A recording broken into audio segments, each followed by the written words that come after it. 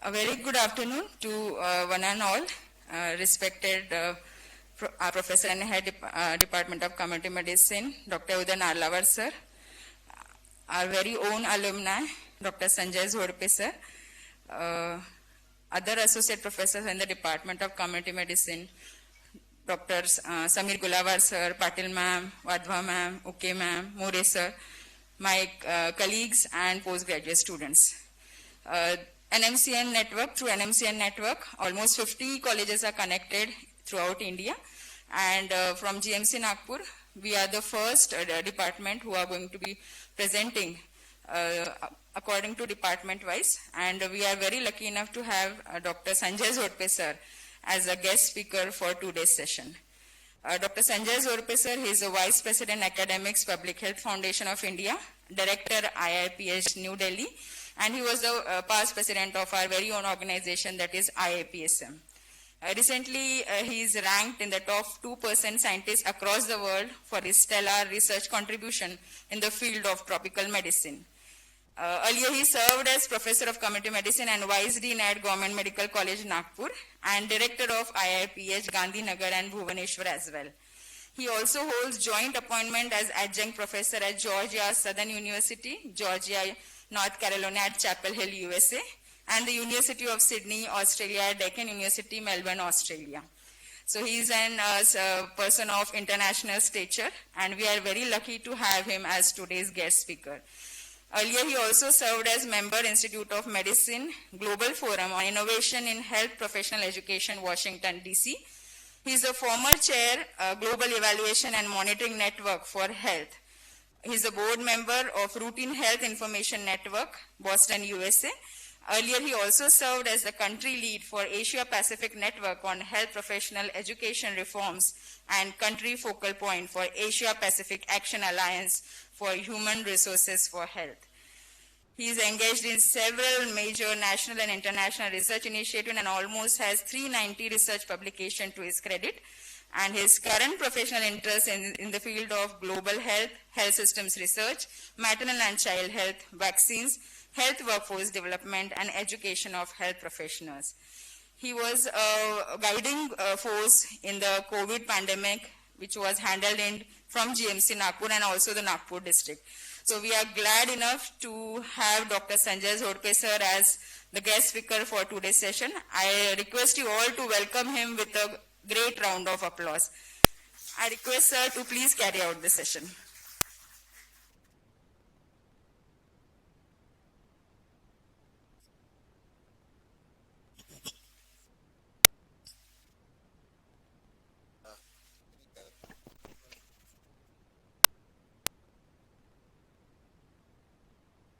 Slides कैसे है?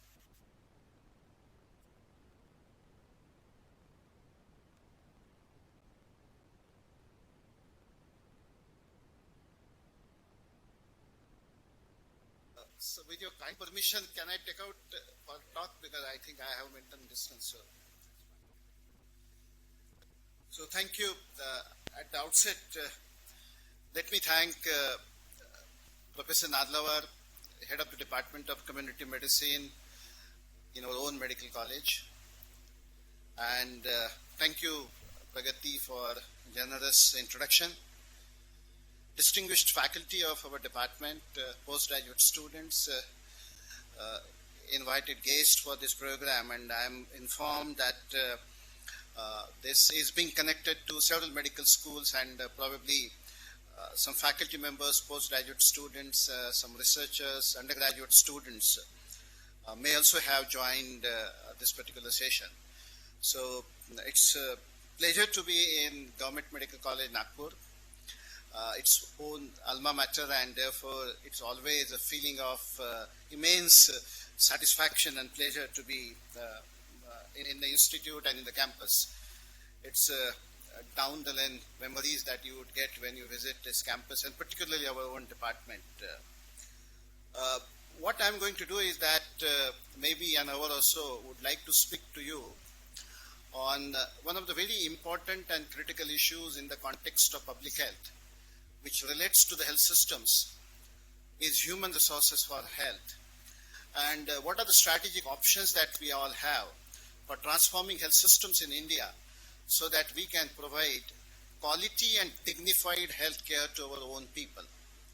And in that context, I would speak to you on this particular aspect and deliberate what kind of options that one can explore when you talk about human resources for health. But before that, I would like to dedicate this talk in memory of my teacher, who was also my postgraduate guide and a mentor, Dr. Dilip Modgare sir. Some of you may not be knowing Dr. Dilip Modgare sir. He was a faculty at the Department of Preventive and Social Medicine in Government Medical College, Nagpur. Then he went on to, he was also the alumnus of this medical college. Then went on to Goa Medical College, where he served as a professor and head of Department of Community Medicine. And few years back retired from Goa Medical College and was settled in Mumbai. Dr. Modgare, being my teacher, I very closely observed and I closely worked with him. He was a human being par excellence. He was exemplary and extraordinary human being. He was inspiring and incredible teacher. He was very methodologic in his approach to the work, and Dr. Narlawar would appreciate that. But a very systematic person, very methodological of doing certain things, and some of you have seen him when he was here. He was an epitome of humility and humbleness. No arrogance, never anger. I have never seen him any point in time, in any circumstances, being arrogant or angry. Very kind-hearted person. And I would say that he was most impeccable and indefatigable person that I have known in my life. Always thinking of what could be done, what can be done, what should be done, than what cannot be done, or this cannot be done, or that cannot be done. In always a positive framework of a mind. And always trying to, not getting into the trap of problems, but trying to find the path for solutions to the problems. Sir, the duty that you discharged with dignity, determination, and distinction will always be remembered. We will miss you deeply and hugely. A bit of an emotional moment for me because I was his first MD student and a very good relationship with him. Sir, we will miss you. Let's move on to the topic that I'm going to deliberate today. As I mentioned to you that I thought that I would speak to you on human resources for health in the context of the health system in India.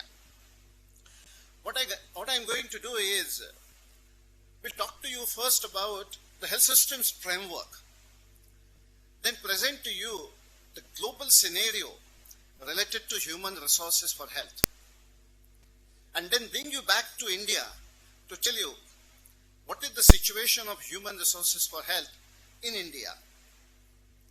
But talking about human resources, it is important also to deliberate on the supply side of human resources, health professional education.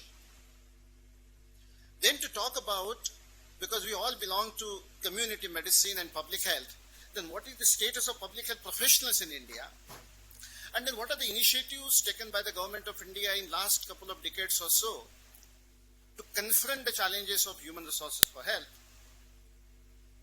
And to deliberate on some strategic options that are available to us to move further forward. But also wanted to tell you that we should not think human resources for health or health systems functioning in isolation, but we should try to see that in a larger development agenda point of view, how it is critical for the economic growth and even the employment for the country. And then finally some concluding remarks. So that is what I thought that I should speak to you all about. I'm aware that several of you have seen this picture. This is health systems framework. And this health systems framework tells us that there are 6 building blocks of the health system: health service delivery, health workforce, health information systems, medical products, vaccines and technologies, health financing, and leadership and governance. For any functional health system, you need these 6 building blocks. If we falter on any of these building blocks, probably our health system will be in crumble. And you would recognize that from the top you would find number 2 as a health workforce is very critical building block of the health system. Can you imagine a health system without people? It cannot be. There cannot be a health system without doctors, nursing professionals, allied health professionals, pharmacists, public health professionals, frontline workers. There cannot be a health system like this.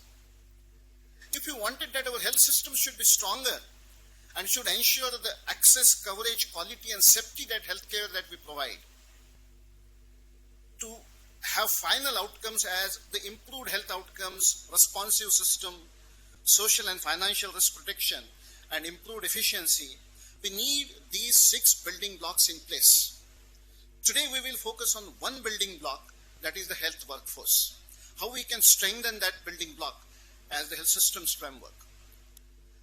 On the right hand, I have presented the same 6 building blocks, but at the center you can see people are there. Because the health system has to be people-centric. If the health system does not care for the people, if the quality and dignity of the healthcare in the context of people is not talked about, then I think that system is irrelevant. And from that perspective, we need to understand that health workforce remains a critical building block of any health system. Worldwide, globally, anywhere, including in India, what kind of health system that we should look for? What kind of health system should be there which takes care of our own people? It should be strong, sustainable, vibrant, resilient, agile, efficient, resource optimizing, effective, equitable and inclusive, empathetic and people-centric, responsive, technology-driven and culturally sensitive. These are the identified characteristics of any health system. Any health system globally, if we think that is vibrant, effective, is responsive to the needs of the people, ensures equity, that's a good health system that we talk about, will provide the quality and dignified health care to our own people. But such systems are obviously impossible without adroit and motivated health workforce. Can you have all the kind of a system which will have all these characteristics unless people are there who would cater to the needs of the healthcare of the people? And therefore it is important that health workforce is important. COVID-19 pandemic has reminded us that how critical health systems are. And it is very widely recognized now that insufficiently resourced and suboptimal in performance, the health system that we talk about cannot create a strong and swift surge response when challenged by a mega public health emergency like we are confronted with. And therefore, leveraging the learnings from the lessons from COVID-19 pandemic, we will have to recreate health system that can anticipate, avert, attenuate and abbreviate any health threat, like for example COVID-19. Please do not forget that COVID-19 is not the last pandemic will be seen by our generation. But that will also dependably delivering on other quality health services. What we have experienced is that then the agenda becomes COVID-19 driven, and therefore the other health services do suffer. But we need a health system which also takes care of those services with 3 E's: efficiency, equity and economic prudence. And 3 C's: continuity, commitment and compassion, where quality and dignity remains the hallmark of any health system for that matter. Again, I wanted to say that such systems are impossible without adroit and motivated health workforce.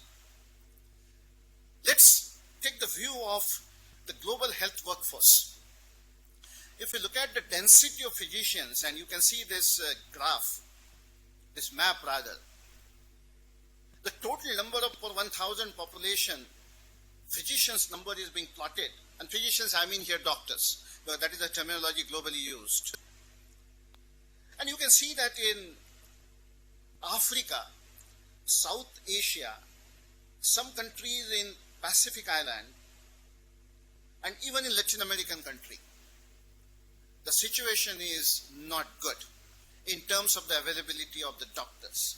I picked up this, only one indicator of doctors. Same is the story for nursing professionals, allied health professionals too. If you really wanted to see that what are those HRA challenges globally that we are confronted with, I wanted to tell you these numbers, which are extremely astounding and extremely worrying for all of us. The global gap of the health professionals is so large that it was 45 million in 2013.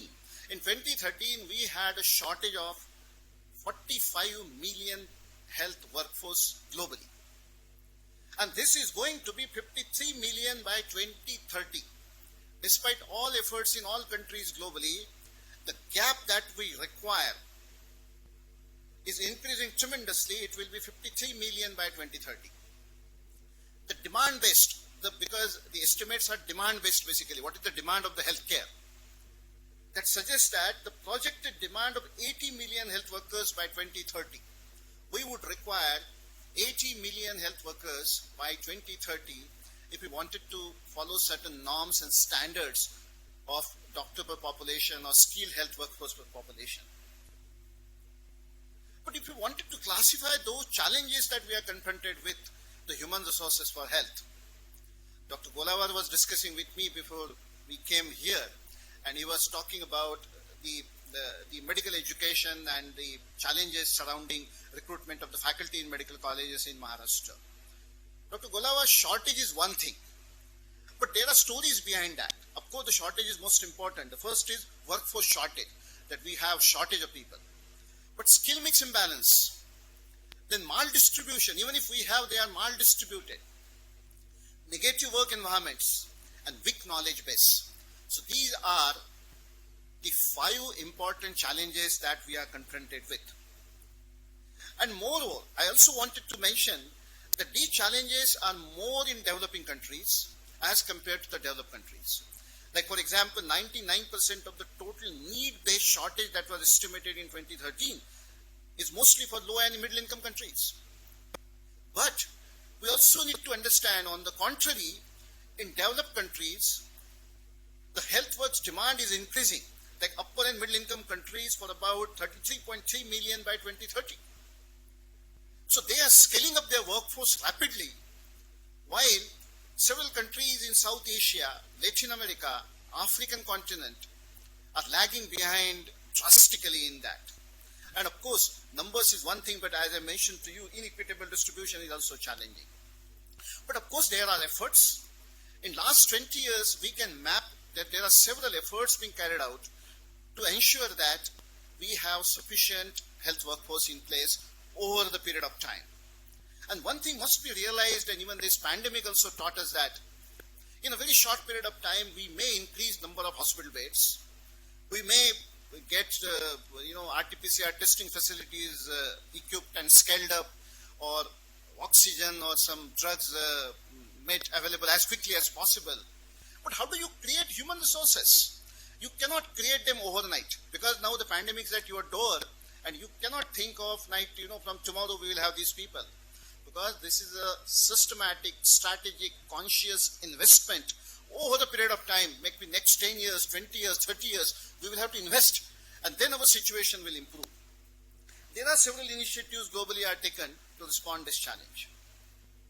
World Health Organization has also recognized 2021 as the year of health and care workers, recognizing the value of health professionals in confronting this current pandemic, and WHO and other global UN organizations and global leaders also have emphasized the urgent need to invest in health workers for shared dividends in health, jobs, economic opportunity, and equity. We are not different than what is happening globally.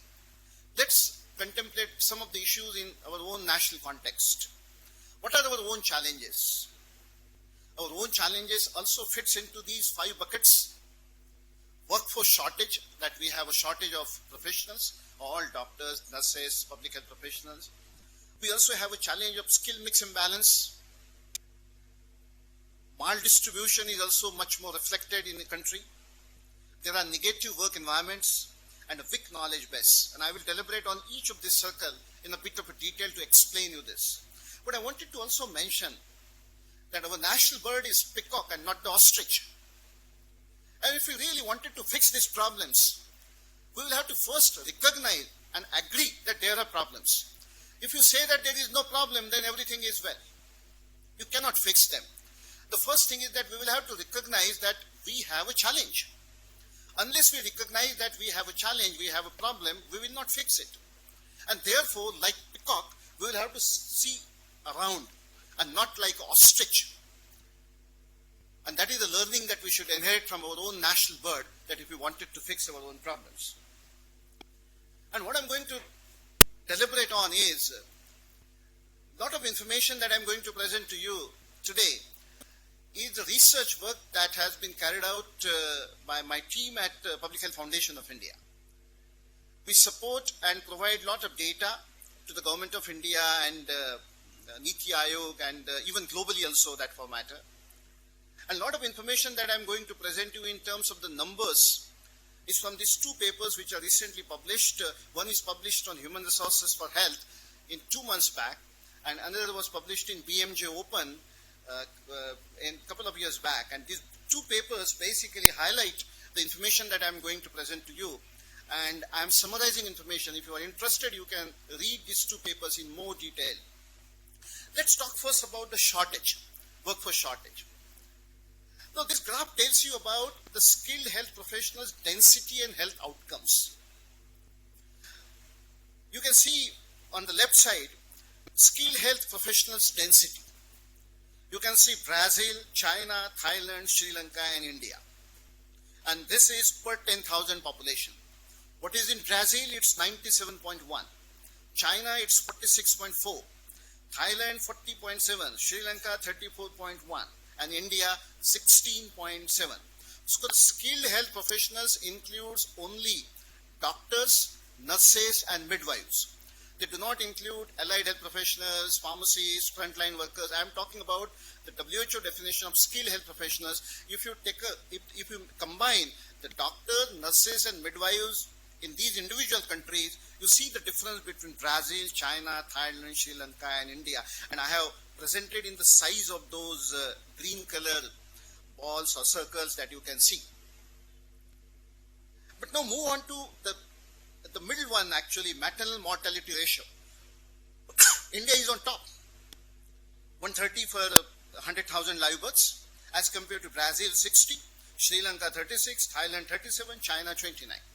You see the difference. You see the human resources, the numbers for human resources, the skilled health professionals in these countries. We are lagging behind all these countries. But on maternal mortality ratio, we are on top. Similarly, for infant mortality rate also. Infant mortality rate 32 per 1,000 live births. Brazil, it's 12, Thailand 8, China 7, Sri Lanka 6.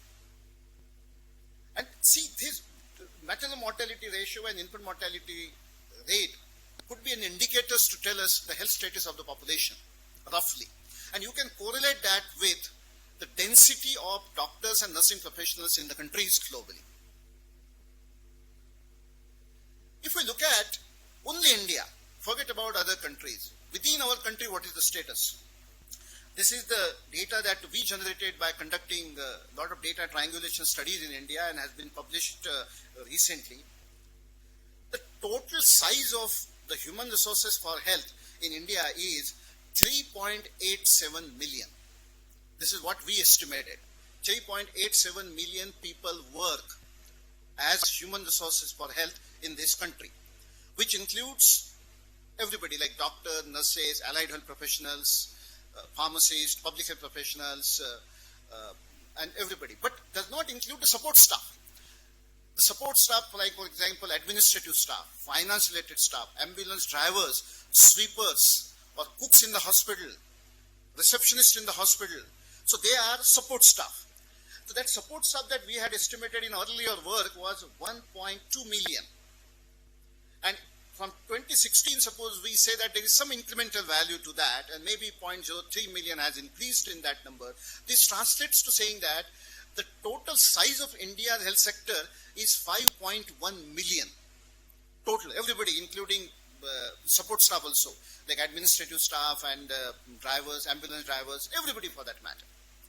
Out of which 3.87 million people are directly involved in providing healthcare, allied health professionals, pharmacists, doctors, nurses, public health professionals. And if you look at their distribution, 20% of them are allopathic physicians, so that number is 0.8 million.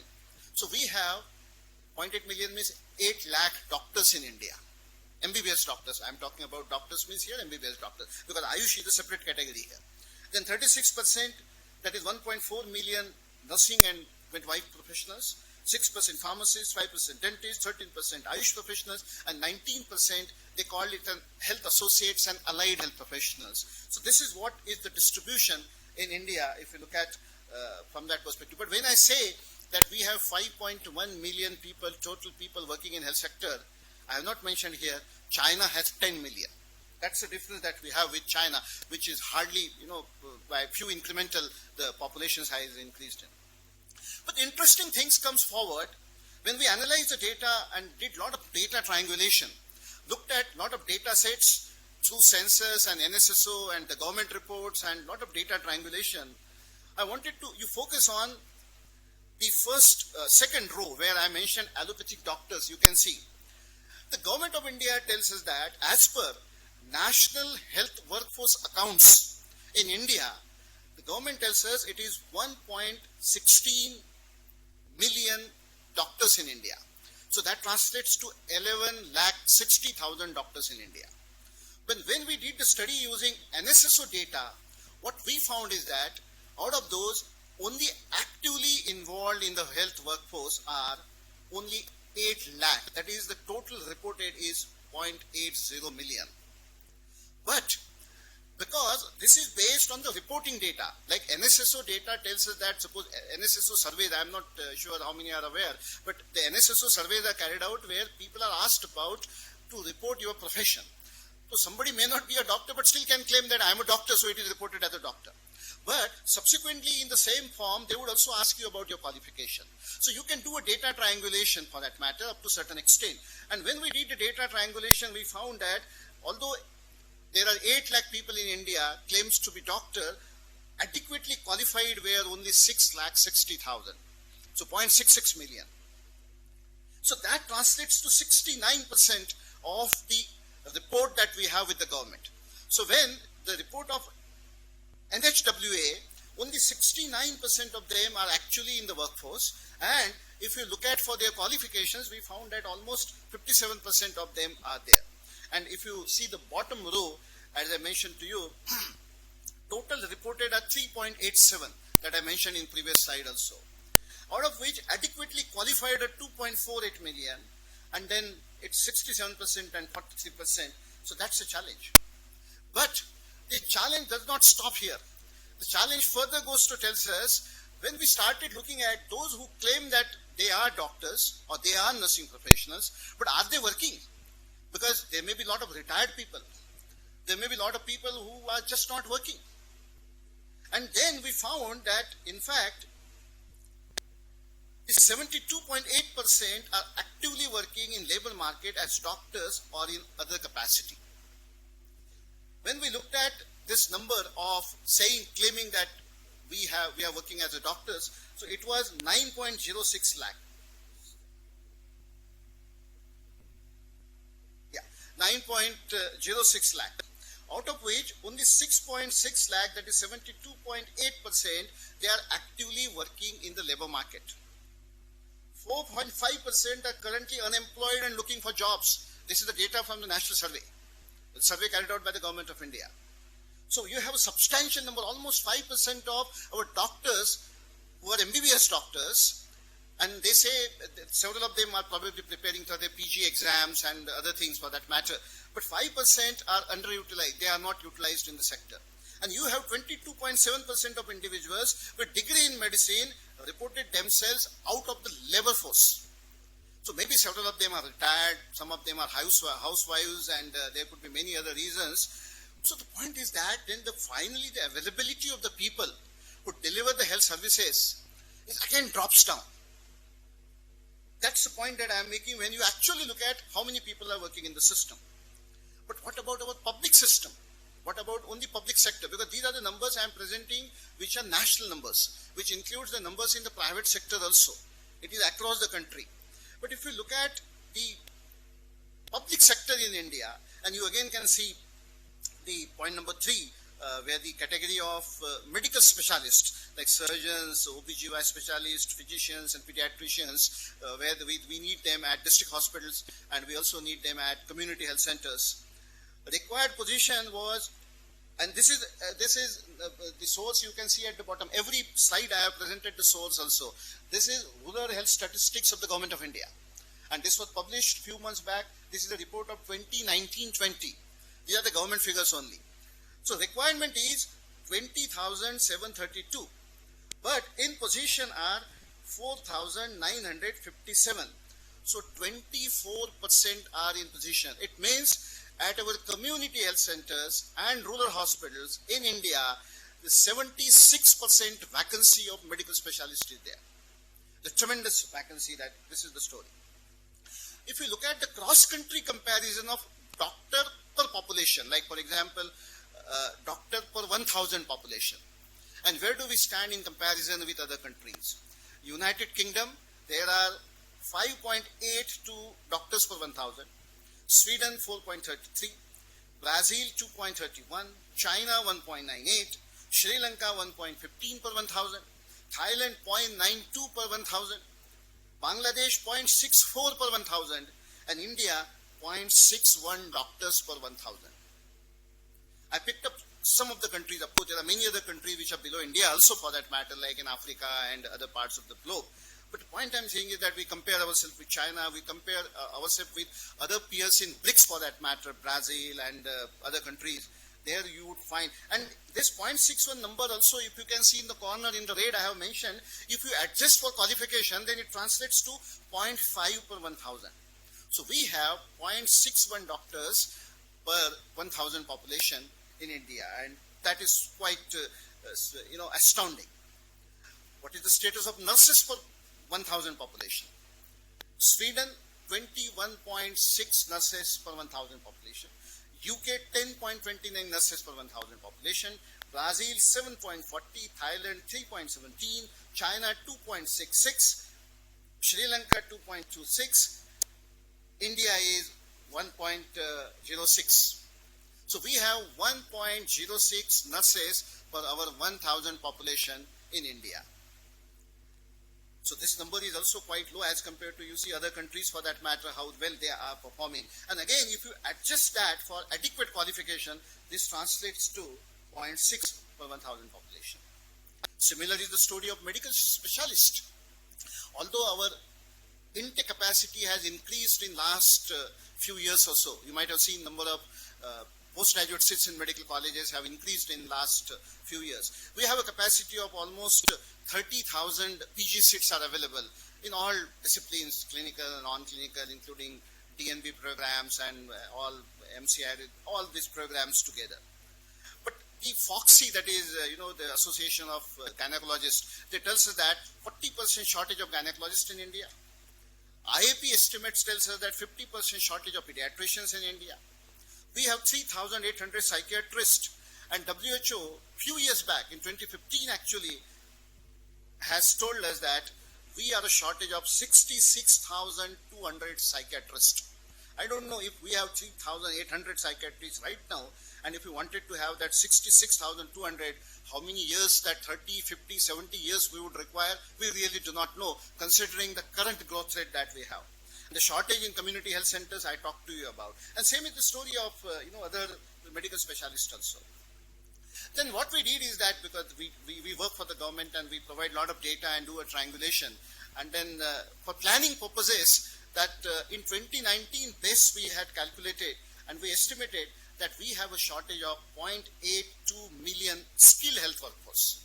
I'm talking about here skilled health workforce. Whenever I use the word skilled health workforce, means doctors, nurses and midwives. Because that is the standard definition used globally by UN organizations, governments and everybody.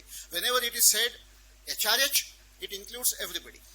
But when it is said skilled health workforce, it only includes doctors, nurses and midwives. That number deficiency in 2019 was 8 lakh.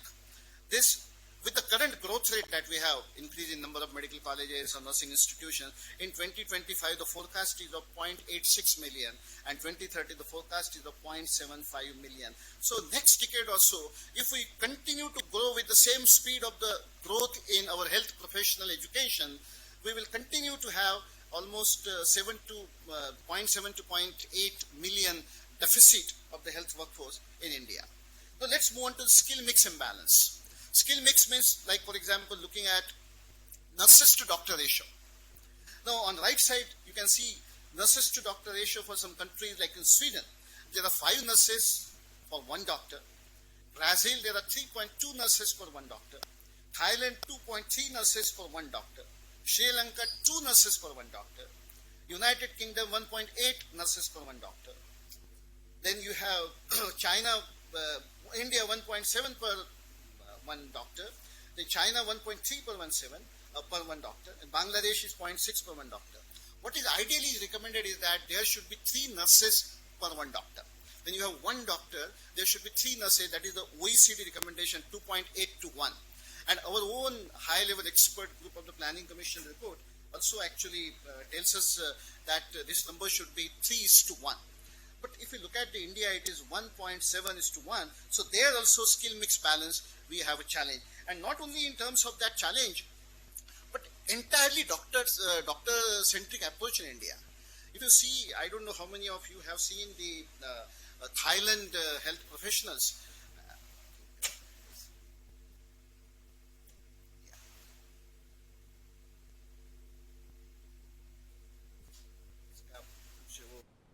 I think वो इस पे आ गया था तो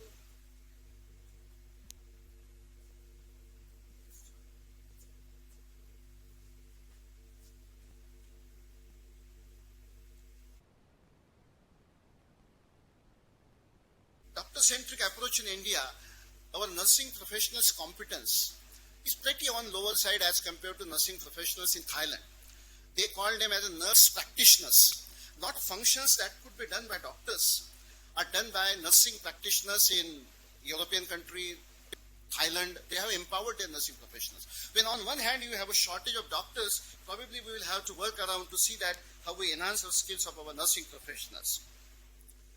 Now, if you look at the total skilled health workforce density across the states also in India, considering all allopathic doctors, nurses and midwives, that is the skilled health workforce that is I am talking about, that density is 16.7 per 10,000 population.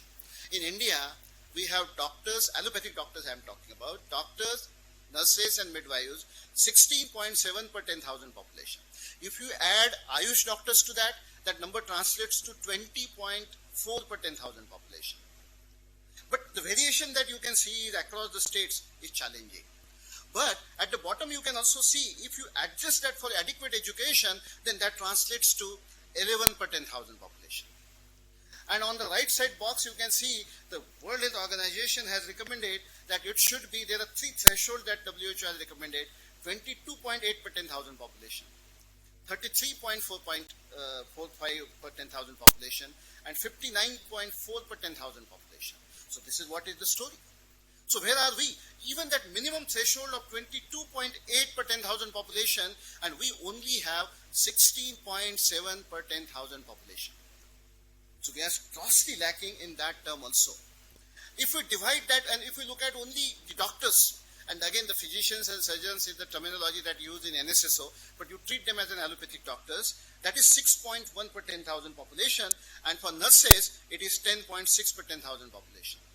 So there also probably we are grossly deficient. And on the right side I have presented the maps also, and you can see countrywide shortage that is visible, except few states where you would find that the proportions are better, otherwise there are challenges. It also correlates to the state level burden of our leading infectious diseases. What we can find is that the state with lower HRH density continue to be high burden states for communicable diseases. If you correlate the HRH density, I presented one slide where we correlated HRH density with maternal mortality ratio and infant mortality rate for other countries. But within our country also, if you correlate HRH density with communicable diseases, that is correlated. But we also recognize that now our health system will be confronted with non-communicable diseases.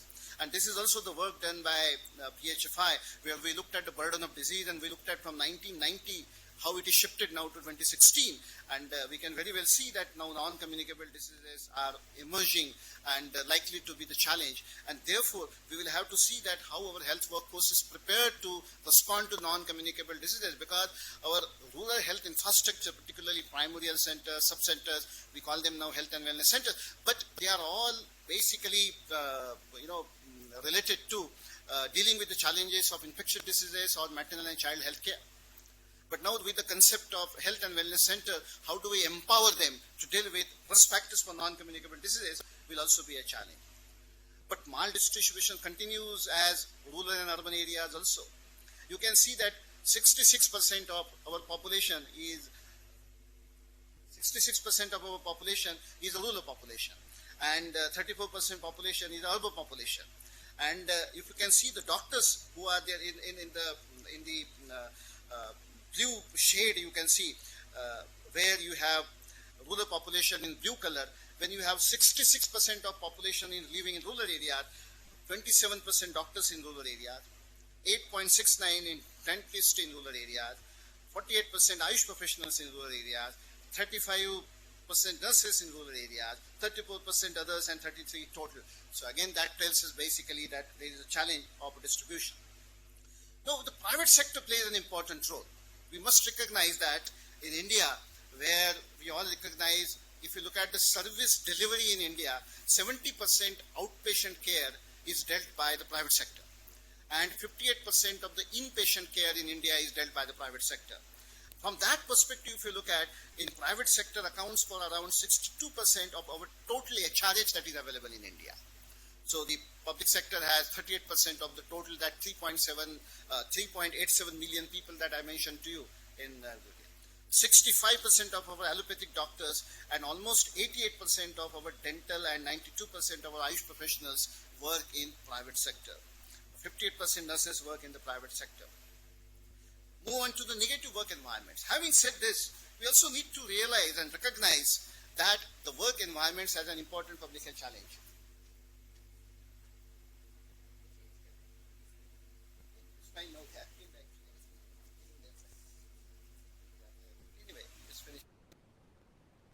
So work environment, and Dr. Golawar, you were raising this issue basically of the adequacy is on one hand, but are people happy with this? That's the challenge that we are confronted with. There are theories of motivation.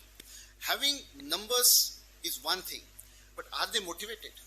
Do they have the job satisfaction? Because we were just talking about the numbers, but what about their performance? The performance is linked to intrinsic factors and extrinsic factors. Intrinsic factors include the education, advancement, recognition, work itself, responsibility. These are all intrinsic factors. And extrinsic factors like job security, salary, working conditions, working relations, physical environment, then the personal life balance and workplace environment, and all those factors are extrinsic factors. And we also need to recognize that the presence of the extrinsic factor may not motivate you, but absence of these factors demotivate you. If you are promoted, you may not be motivated, but if you are not promoted for 10 years or 15 years, you may be demotivated. So that also needs to be realized in the context of health workforce. It is not only the numbers, are the people who are competent, who are motivated. Pay, punctuality, performance and productivity, everything is linked. You cannot disintegrate and you cannot look at that in a separate bucket. Performance leads to recognition. Recognition leads to respect. And respect leads to power. And power here I am talking about the leadership. It is not the administrative authoritative power. Abraham Lincoln has once observed, nearly all men can stand to the adversity. But if you really wanted to test the character of a person, give him a power. And then you can see the character of a person. That's an administrative authority power that we are talking about. But here I am not talking about that power. What I am talking about, your performance is good, you are recognized. If you are recognized, then you are respected by the community. You are respected, and that gains the power of a leadership, that you become a champion, you become a leader. And then that leadership power where you empower people, you inspire people, you encourage people, you motivate people towards the common goal of achievement. And that is what is required in the context of the work environment.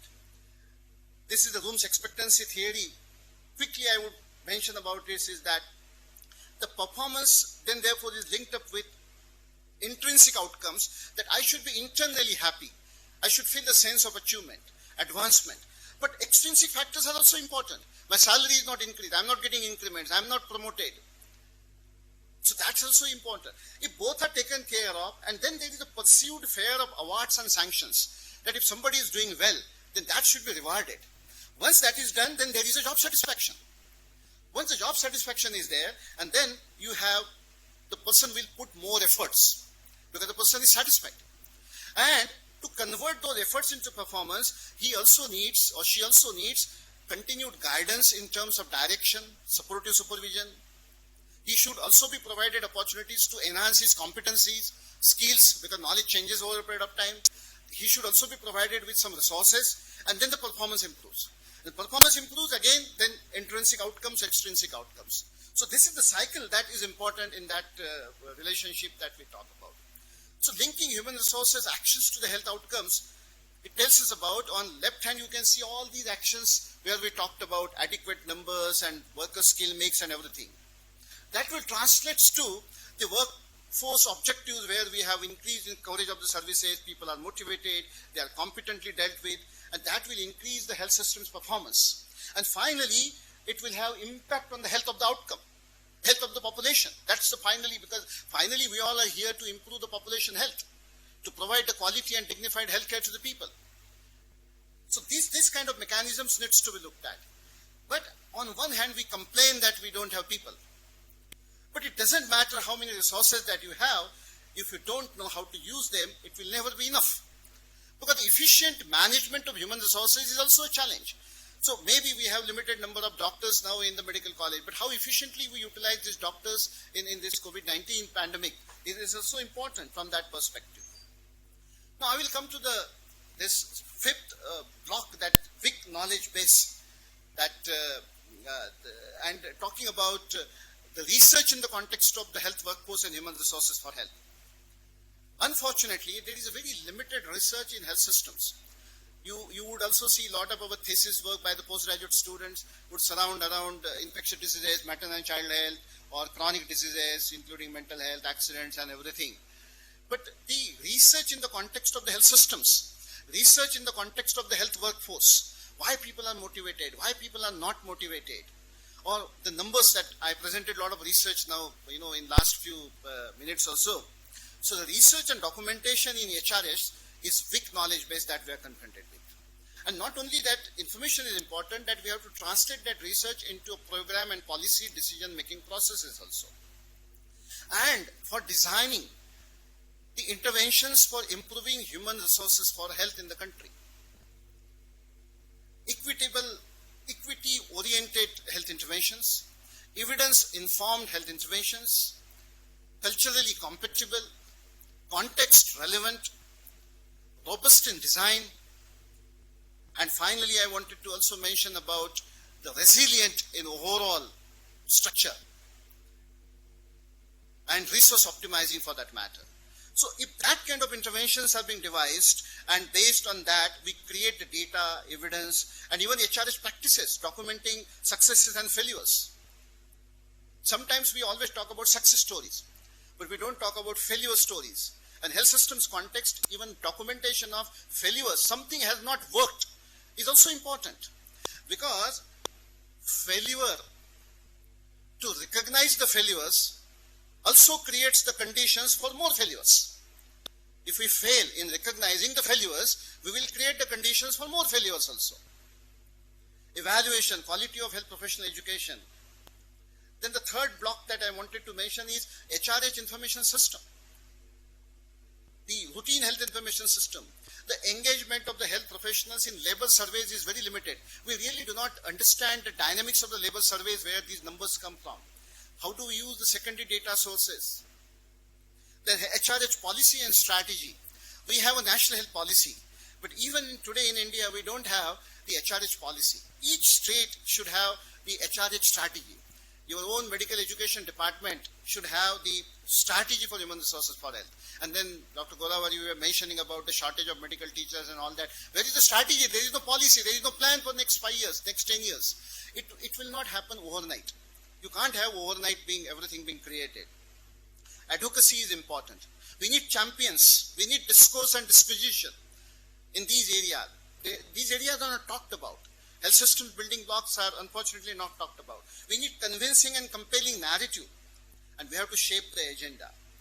And therefore, the investment in human resources for health is also important. Unless we invest upfront in human resources for health, it will not create enduring solutions. Now, moving forward to understand the supply side. That supply side talks about, there are three things that I'm going to present. Our supply side has increased over the period of time. If you look at the supply side, we have now 7,74,576 available in variety of the courses for everybody, like doctors and nurses and dentists and pharmacists and Ayush, allied health professionals and everybody. This does not include public health number because that's a very minuscule number. But we continue to struggle on unevenly distributed. Because even if you look at the distribution of our institutions, medical colleges or nursing professionals, that is absolutely maldistribution. If you see that in northern part of the country, there are hardly medical colleges. In south, western part of the country, we have more number of medical colleges, more number of nursing institutions. And people are unlikely to move. If suppose there are very few people who would move are educated like nursing doctors, they are nurses who are trained in Maharashtra. They may not go in that substantial number to the northern India also. And of course, the quality is important. Numbers is on one hand, but what is the quality of our education? That needs to be reflected and that needs to be looked at. And in the context of health professional education, we should not take it otherwise, but what is rightly said about is that we have few centers of excellence sitting on a sea of mediocrity. Several of our nursing institutions, like you see that more than 90% of our nursing institutions are in private sector. The way the nursing colleges are being run, the way the pharmacy colleges, and even to some extent in medical colleges also, we are sitting, on one hand we say that we have very few centers of excellence, few good institutions of excellence, sitting on a sea of mediocrity of many institutions is a challenge. Growth has happened. There is a rapid growth that we have seen in health professional education in last couple of decades or so, but still we lag in numbers getting translated into our health workforce. And therefore, we need reforms in our health professional education. We need instructional reforms and institutional reforms. Instructional reforms will help us to have transformative learning where we create the change agents. And then institutional reforms will help us to design the problems, design the solutions towards interdependence of education, will help us to have goal being achieved as professional education contribution to reducing inequity in health. What is the story of public health professionals? Because we come from community medicine department. We have total 7,935 intake capacity in India. Approximately 8,000 you can say. Out of which 296 medical colleges offers MD community medicine program, that is 1,304, and then diploma in public health, MD in community health administration, tropical medicine, MHA, some other diploma programs related to public health, then MPH and epidemiology and health administration and so on. So we have 8,000 capacity of producing public health, intake capacity. This may not be completely filled up. People may not complete the program. People in between may leave also the program. That is not what I am talking about. But there are globally no standard norms and benchmarks for public health professionals. But what Brazil has recommended is that there should be 100 public health professionals per 100,000 population. What in United States, they follow the Association of Schools of Public Health benchmark that tells us that there should be 220 public health professionals per 100,000 population. We in India estimated that, and this is the paper that has been published recently, a few years back, we estimated that we have 11 public health professionals per 100,000 population. So we lack in public health professionals also. But there are some initiatives taken up by the government of India. I will talk about the latest one last decade or so.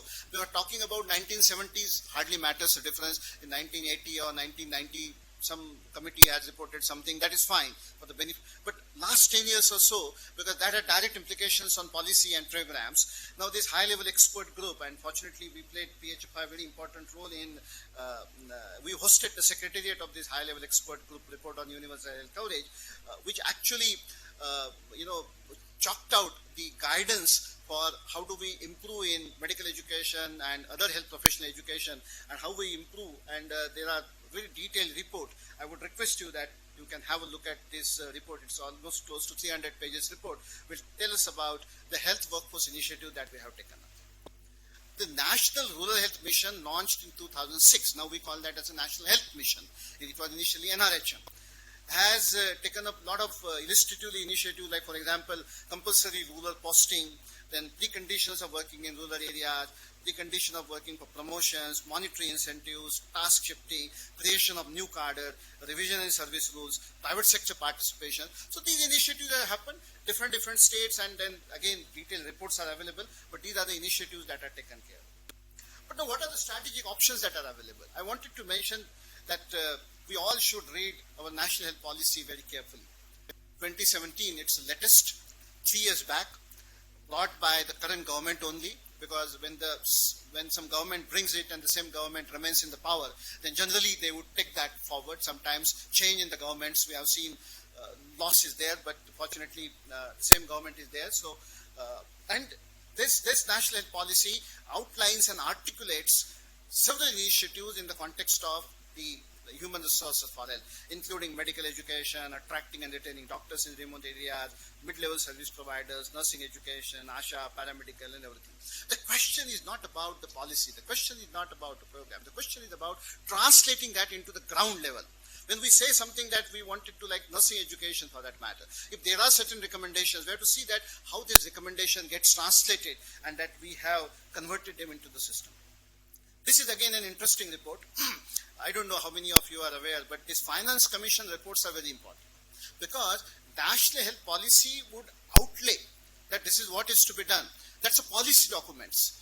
But unless that is reflected into a Finance Commission document, it will not come to the budget of the Union government. To come to the budget of the Union government, because the Finance Commission recommends the budgetary allocation for the initiatives and activities. And when the budget is drafted by the Union government, then they look at the reports of the Finance Commission, and then the budgetary allocations are done. So this is in fact the link between the policy and the yearly budgets that are being presented to the Parliament. And this report of the latest few months back, basically, which had come out, which also highlights some of the initiatives in the context of human resources for health.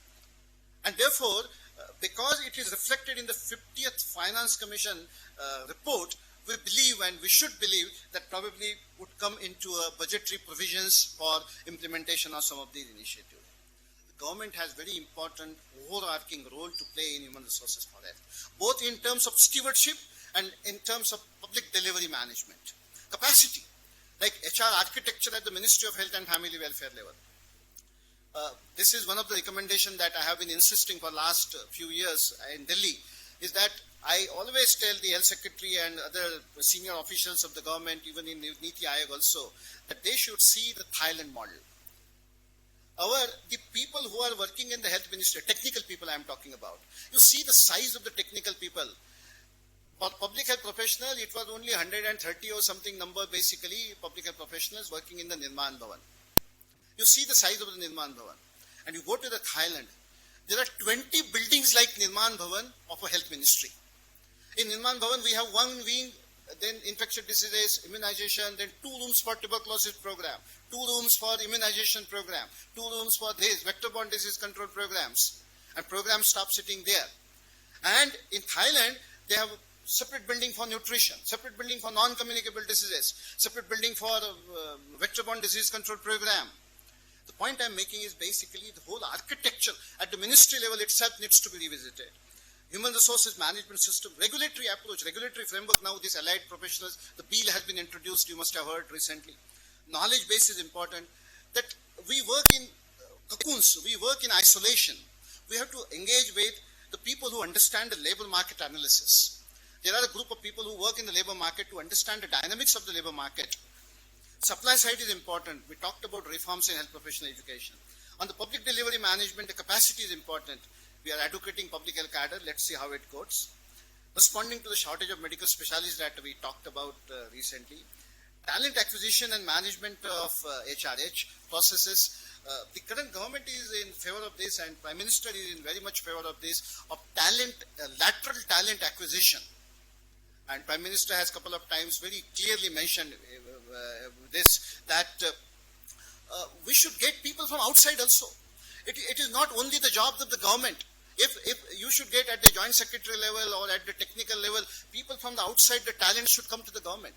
You cannot have the entry in the government and then they go and then retire unless there is a lateral entry in the government. It's the talented entry of the talent in the government. Probably they will not bring the new ideas. We need new ideas to brought to the government.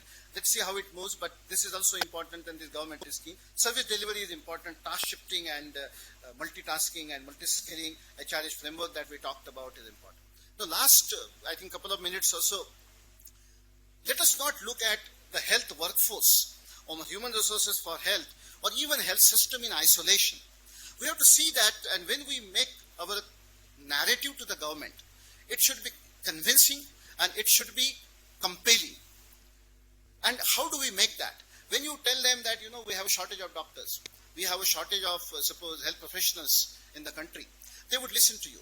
But if you connect that with the economic growth, if you connect with any government for that matter, including this government, employment is always a matter of concern. That, employment is a concern and there is always dialogue and discussion related to the employment. If you say that human resources for health, this framework tells that you have people in place, there will be improved health service delivery, your better health outcomes would be there. The outcomes will result into improved schooling also for that matter.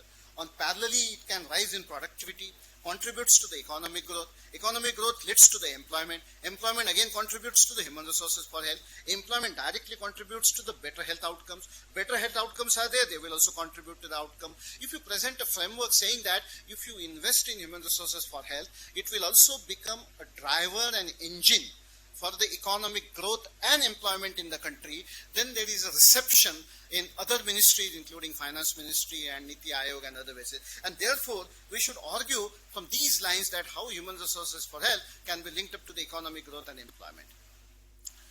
This is the high-level commission globally of health, employment and economic growth, which was constituted by UN Secretary General Ban Ki-moon in 2016, where WHO, ILO and OECD has contributed to. The intent of this commission was to create a roadmap for creation of at least 40 million new jobs in the health and social sector to respond to the shortage of 18 million jobs that time it was felt. And they have a clear recommendations in the context of health sector is a key economic sector. Health sector will be playing an important role in next few decades or so in advancing the economic growth. It is a job generator. And it is a driver for inclusive economic growth because the demand for the health services is rising. Right now, the size of the health sector globally is $5.8 trillion US. You see, India's economy is 2.85, and I'm talking about pre-pandemic time, 2.85 trillion US. That's what is our economy. Health sector economy, the health sector size is $5.8 trillion US globally. The big size. What is being identified is that each worker that we train through our health professional education also supports one more employee. Like he may be a driver or she may be a driver, or the ambulance drivers, the other receptionists, administrative staff. A lot of other people are working in the health sector. OECD countries, they observed from 2000 to 2014, there is a 48% growth in employment in health sector as compared to industry and agricultural sector. So globally, this sector is increasing. And as I mentioned to you that in India, we have 5.1 million is the size of our health sector, but in China, it is 10 million. So we need to grow. There is no question. Unequivocally and unarguably, we will have to invest in our health workforce to move forward. This is a summary slide. I'm not going to get into detail, which I talked about all these numbers to you. On left side, on the right side, there are HRA challenges that we confront with: workforce shortage, skill mix imbalance, maldistribution, negative work environments, and weak knowledge base. But the approaches probably we would identify. We cannot say that we would like to dabble on this, but we need to take a deep dive of the human resources for health and to understand the overall dynamics of the labor market and bring out clear recommendations to push the government to clearly invest in human resources for health. And therefore, I wanted to finally say in last two slides is that adequate in number, equitable in distribution, appropriate in skill mix, competent and motivated at work, compassionate at heart, and well-performing health workforce will help us to transform and redesign new health system for the 21st century. And then, therefore, in the context of strategic options, what we will have to do is that we will have to revisit our health workforce portfolio with a new lens to meet aspirations of people, reanalyze our own HRS challenges from a new perspective of health systems transformation, re-articulate our HRS priorities to deal with the 21st century public health challenges, like, for example, COVID-19 that we are confronted with, reinvent new solutions to the old chronic problems that will help us to redesign new health system for the 21st century. And then we will probably be able to advance the agenda of health insurance, health assurance, and sustainable development, and help us to create Swasth Bharat along with Swachh Bharat and Sashakta Bharat. Otherwise, it's not going to work. And what Mahatma Gandhi has told us is, be the change we wish to see in the world, because we work in the area of health professional education. So thank you for this gracious opportunity. Grateful to Professor Narlawar for inviting to talk to you on some of the issues in the context of health workforce for the country and globally. Thank you so much.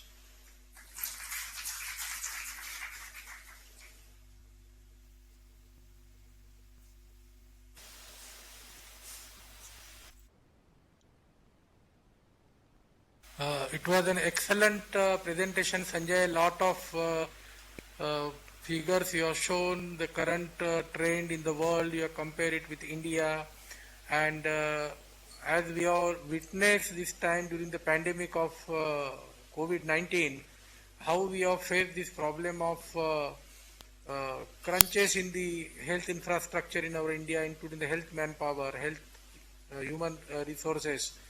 So it was an excellent presentation. I would like to ask you one question. So what government of India is doing, especially of this experience of COVID-19, in this particular human resources in health? Any newer positive initiative from government of India? Thank you, sir. And we would recognize, and I have mentioned actually, we can create hospitals in few weeks. We can create hospital beds. We can manufacture vaccine. We can manufacture drugs. But creating human resources overnight is certainly impossible. Suppose we don't have doctors, we don't have doctors. That's a challenge. But the policy is important, planning is important, and we very closely work with Ministry and Niti Aayog also. And government is very serious, I would tell you. This government is very serious in seeing that these the recommendations which are provided in national health policy related to health workforce gets translated into. But for the pandemic purposes, it would be really challenging, because we cannot, suppose we have a shortage of, now for example, our nurses being trained in critical care for that matter. Those short-term training programs, those could be done, those who have been done, and we possibly train nursing professionals, possibly train basic MBBS doctors to deal with some ICU. So short-term training programs, that can be done. But long-term strategy is concerned, it will require the time. But as I know, because I attend a lot of meetings, government is very committed on health workforce and health system development, and I'm sure there will be separate budgetary allocations also now henceforth for enhancing the investment in health workforce development.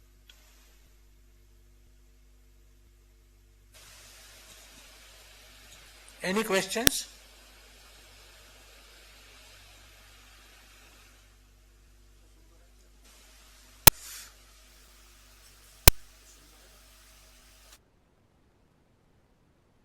अच्छा माझ्या याच्यातून हेच नाही झाला आवाज नाही झाला खूप जाणार नाही कारण मास्क घालून डॉक्टर झोडपे यू सेड की government is very serious I am not criticizing any government, but in the month of October, November, when the cases of COVID-19 has gone down, I personally feel that government at any level, local, central, state, they got relaxed. Probably they think that this COVID has now going.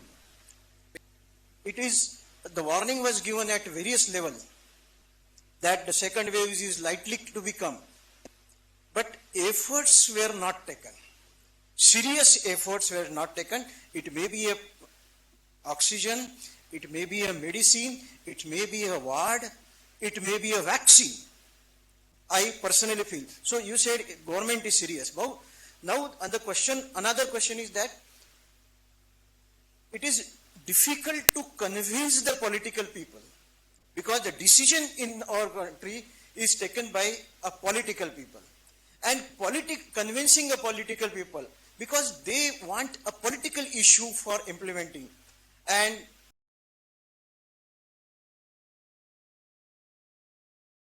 to them. Another thing you said, the government is very serious and implementing this program. There are national health policies. And policies has said, laid down that how much should be the GDP expenses on health sector. In the last so many years, more than decade and a half, we have not achieved that. Yes. Okay, sir. So thank you, sir. I completely agree with you, and what I said is that I was not talking in the context of seriousness of the government, in the context of COVID-19 pandemic between first wave and second wave. What I said is about the health workforce, because Dr. Narlawa's question was related to about the health workforce. So what I said is that the government is serious about health workforce development related issues, because I am party to some of the decisions where they are thinking that we need to invest in human resources, we need to invest in medical schools, or there are a variety of the activities related to the health work development. So in that front, I would say that the government was serious. Obviously, there was a lapse, and not only on the union government, several state governments also failed and judging or basically anticipating the impact of the second wave, which in fact public health professionals has indicated. In fact, our IAPSM, IPHI, I was the president, we had sent a letter to the Prime Minister of India also, and which is very much documented, saying that, and our viewpoint, that there are certain observations that we had which aligns with what you say. So I was not talking on that front basically. I was talking about the health workforce development, human resources for health. COVID, there are a lot of other issues, vaccine development and so many other things also. That is, I completely agree. As long as national health, again, as you rightly mentioned, that our investment in the health has not increased over the period of time. We are the strong advocate. Every time that we say that that should be increased, what I'm saying is that again the seriousness of the government is the present government in present context. If you see that last 20 years or so, our GDP around 1.1% of spending is there. 2017, the National Health Policy has said that we should spend 2.5% of the GDP. Still, it has not significantly increased, but at least by every year that is increasing by 0.1%. So maybe it was 1%, now 1.2%, 1.3% probably. So from that perspective, investment is important. But you rightly mentioned, over the years, unless the upfront investment will come, situation will not improve in the country. Third, as you rightly said, the politicians. But in a democracy, what happens is that the bureaucracy is one end. Even why politicians, this COVID pandemic is completely in the hands of bureaucrats that we had seen. There is a lot of issues surrounding that also for that matter. as a technical group, as public health professionals or as a technical people, we'll continue to make noise, we'll continue to push the government. And what I'm saying, therefore, I use the language compelling evidence. Suppose you go with the evidence. I learned if you go and then tell something, if they are not convinced, they will not do. But if you go and tell them, if you are serious, you have a passion, and you tell that, no, our situation बहुत problematic hai. There is a problem, and you present them the research, you present them the numbers, and then they, okay, gadbad hai, problem hai. I tell you an example of air pollution. When in air pollution, we were talking to some of the officers, and then when we talked about the, disability adjusted life years, national disease burden, and 1.6 million premature deaths and everything, हाँ, air pollution की problem है. But when you say that the impact of air pollution on our economy, and we say that 5% of our GDP is impacted because of this, so they would look at you in a different way. Even the last slides, couple of slides, I said that we have to see that how the health sector can be a driver or engine for economic growth. बोलेंगे हाँ, ये health sector में investment करना चाहिए, फिर ये economy को आगे बढ़ाया जा सकता है, क्योंकि उनकी प्रायोरिटीज थोड़ी अलग होती है, एज यू राइटली मेंशन. वो एक होता है कि engaging with the government, is very challenging. बहुत perseverance लगता है, बहुत पीछे पड़ना पड़ता है. तो अभी public health cadre के लिए I must have attended more than 50 से मीटिंग ज्यादा की होंगे, pushing public health cadre, because we believe that if in each state there is a public health cadre and हमारे community medicine के बंदे अगर lead करेंगे, that will help us basically. But we have to continue our efforts. And I completely agree that politicians and bureaucracy, but हम हमारा काम करते रहे तो, and as I mentioned before you came, that performance leads to recognition. The work that we produce, performance leads to recognition. Recognition leads to respect, and respect leads to the power. If we all, as in public health, if we bring that philosophy, probably we will be able to confront with the government and convince the government. Thank you. Thank you, Sanjay. Can I ask another? Just Sure, sir. Of course, sir. as per the now you are talking about the development of the human resource, training of the personnel. Now we have, say, example, medical colleges. We have private medical college and public sector medical colleges. So, as per the training of the student is concerned, the private medical college training is better than the public medical college, I say. I am heading the department and still I say, I don't know how people will be agree. Because the orientation of the administration, sir, आप इधर हो जाइए, वहां पर वो बहुत मूंगे है, वो तकलीफ है. तो training in a private medical college and government medical college main object is healthcare services, and in private college they least bother about the services, but they are more bother about the training, and the impact is definitely seen. So if the undergraduate study is concerned, more of the students from the private medical colleges are getting admission for the post graduation. Truly speaking, at a 12th level, entrance level, they score lesser mark, but more of the students from private medical colleges. In government medical college, the administration, college administration is least bother. It may be that some of the rural medical colleges, some remote colleges, private colleges, they may not be taking very seriously. But some of the reputed colleges in the private sector, definitely their teaching is far, far better than the public sector. This is one thing.